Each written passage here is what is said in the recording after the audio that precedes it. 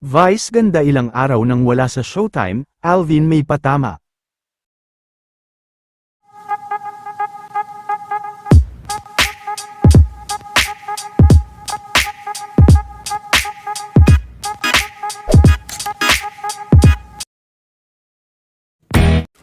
Marami na nga ang talagang nag-aabang at naghihintay kay Vice, dahil hanggang ngayon ay wala pa rin ito sa Showtime.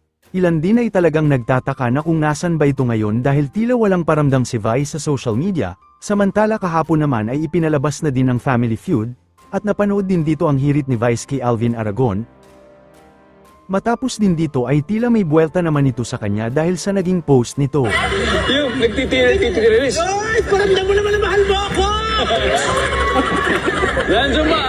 May kinalaman nga sa Mantegay, at Gay-Tegay ang post ni Alvin, isa sa talakayan ay tungkol sa relasyon ng Mantegay at Gay-Tegay, mukhang makabuluhan, pero masamang impluensya sa mga Pilipino, lalo na sa mga bata, isa sa usapan, na kung kailan ka na de-virginize as a gay.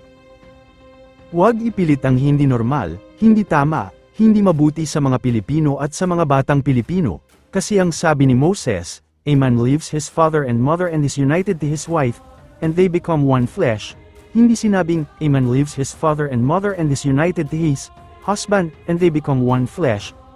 #stop propagating your bad practices, Dark Rainbow repent and believe in the gospel. Umani naman ng iba't ibang reaksyon ang post ni Alvin. Ito naman ang ilan pa sa kaganapan sa kanilang guesting.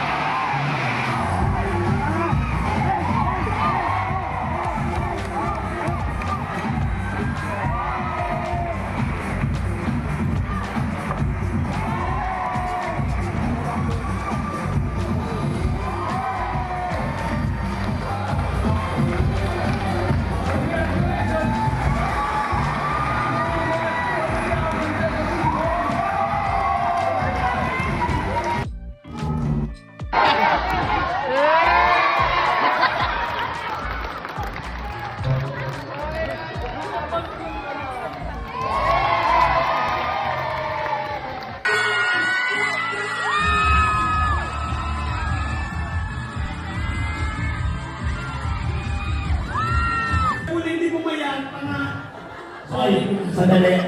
Ako talaga kami dalawa may matagal ng masama. Ito ang alam mo, perfect ko!